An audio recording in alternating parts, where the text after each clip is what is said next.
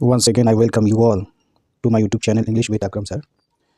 मेरे प्यारे दोस्तों और बुज़ुर्गों और मेरे प्यारे छात्रों, मैं सबको अपने तहे दिल से सलाम पेश करता हूँ। अस्सलाम वालेकुम। आज की इस वीडियो में मैं बहुत ही महत्वपूर्ण टॉपिक लेकर आया हूँ, दैट इज़ वॉइस चेंज। तो दोस्तों, ये टॉपिक बहुत इंपॉर्टेंट है, बहुत ही फ़ायदेमंद है। चाहे आप क्लास 9th के हैं, क्लास 10th के हैं, या उससे नीचे क्लास 6, 7, 8, 9, 10, क्लास 11, 12, या कोई आप कहीं एकेडमी में पढ़ाते हैं, यानी सारे तबके के लोगों के लिए मैं इस वीडियो को लाया हूँ। आज का टॉपिक है वॉइस चेंज। Voice change. तो दोस्तों, लेसन को स्टार्ट करते हैं। पहले हम लोग समझेंगे वॉइस क्या है। वॉइस हमारी कथन होता है, हमारी वचन होता है। तो हम लोग एक्टिव तरीके से या पैसिव तरीके से वॉइस को एक्सप्रेस करते हैं। तो गाइस, इसका दो कैटेगरी मेनली होती हैं, एक्टिव वॉइस एंड दूसरा है पैसिव वॉइस। तो एक्टिव वॉइस में वर्ब आपका एक्टिव रहता है और एक्टिवली वो काम करता है, कोई एक्शन करता है, कोई वर्ब करता है तो वो एक्टिवली करता है। और पैसिव वॉइस में क्या होता है ना, वर्ब यहाँ पे पैसिव बन जाता है। तो कैसे, एग्जाम्पल के तौर पे समझते हैं। जैसे आई ईट a mango. I eat a mango का मतलब है कि मैं आम खाता हूँ। यहाँ पे दोस्तों देखिए, ईट एक वर्ब है, ईट का मतलब होता है खाना, मैं आम खाता हूँ। यहाँ पे सब्जेक्ट जो है एक्शन, ईट मतलब खाना, और खाने वाला कौन है, यहाँ पे आई है, तो इसीलिए सब्जेक्ट आई। और यहाँ पे ईट मतलब क्रिया करना, कोई भी काम वो वर्ब होता है। तो दोस्तों देखिए, यहाँ पर आई ईट मैंगो दैट मीन्स मैं आम खाता हूँ। यहाँ पे आम मेरे द्वारा खाया जाता है और मैं एकदम डायरेक्टली करता हूँ उसको, मैं आम खाता हूँ। ये है ऑब्जेक्ट। ऑब्जेक्ट को पहचानना होगा। सबसे पहले वॉइस करने के लिए हमें तीन चीज़ की ज़रूरत है। पहला सब्जेक्ट और वर्ब और ऑब्जेक्ट, इन तीनों चीज़ों को अच्छी तरह समझना है। जैसे आई यहाँ पर सब्जेक्ट मतलब काम जो, क्रिया जो चल रहा है, क्रिया जो हो रहा है, ये क्रिया किसके द्वारा होता है, आई के द्वारा, यानी मेरे द्वारा। तो आई क्या है, सब्जेक्ट है। क्रिया कौन सा हो रहा है, खाना, तो ईट है वर्ब, वर्ब मतलब क्रिया। और मैंगो मैं क्या खाता हूँ, क्या से सवाल करने पर जो रिप्लाई आता है, जो जवाब आता है, वो आते हैं बाई ऑब्जेक्ट। तो यहाँ पर समझ गए दोस्तों, आई ईट मैंगो मतलब मैं आम खाता हूँ, और ये क्या है, यहाँ पे वर्ब जो है पूरी एक्टिव है, एक्टिव वॉइस, इसी को कहते हैं एक्टिव वॉइस। अब पैसिव वॉइस कैसे बनाएंगे इसको, देखिए। पैसिव वॉइस बनाने के लिए कई तरीका हमें समझना होगा, प्रोसेस समझना होगा। जैसे कि यहाँ पे ऑब्जेक्ट को सब्जेक्ट बनाया जाता है। यहाँ पर ये मैंगो है, उसको आप सब्जेक्ट बनाइए, ये मैंगो। और दोस्तों, इसका टेंस समझना होगा आपको। अगर आपको टेंस मालूम नहीं है तो मैं थोड़ा सा मालूमात करा देता हूँ।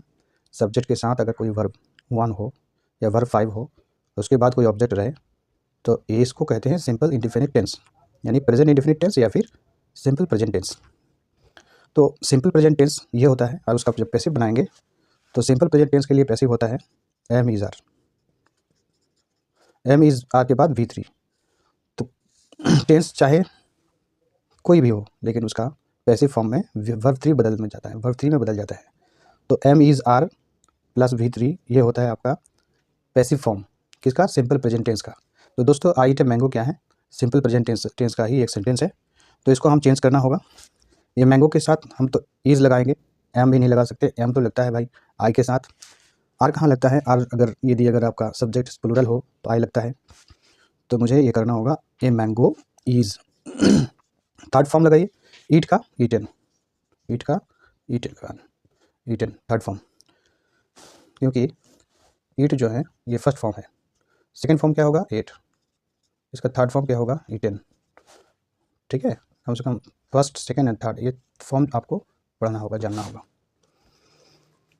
उसके बाद ए मैंगो इज़ ईटन किसके द्वारा, अब देखिए मेरे द्वारा खाया जा रहा है, इसीलिए बाय मी लगाना होगा।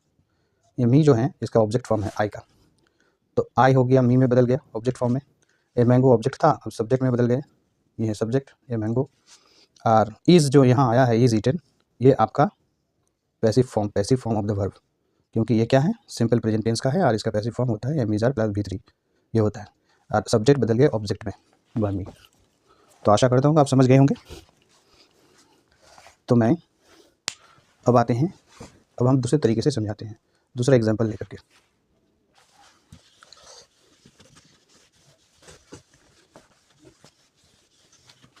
आइए दोस्तों, इसके बाद इसी तरीके से आप कई सारे एग्जाम्पल लिख सकते हैं, जैसे कि I play cricket. I play cricket का क्या होगा, क्रिकेट है ऑब्जेक्ट, इसको सब्जेक्ट में बदलिए तो हो जाएगा cricket is played by me. Cricket is played by me. इसी तरीके से अगर बोलेंगे शी सिंग्स ए सॉन्ग, तो इसमें बदलेगा a song is song by हर। इसी तरीके से दोस्तों आप बना सकते हैं।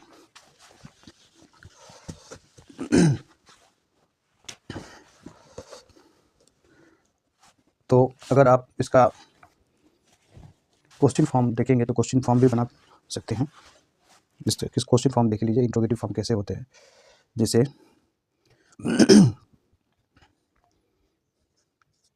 Do you play cricket,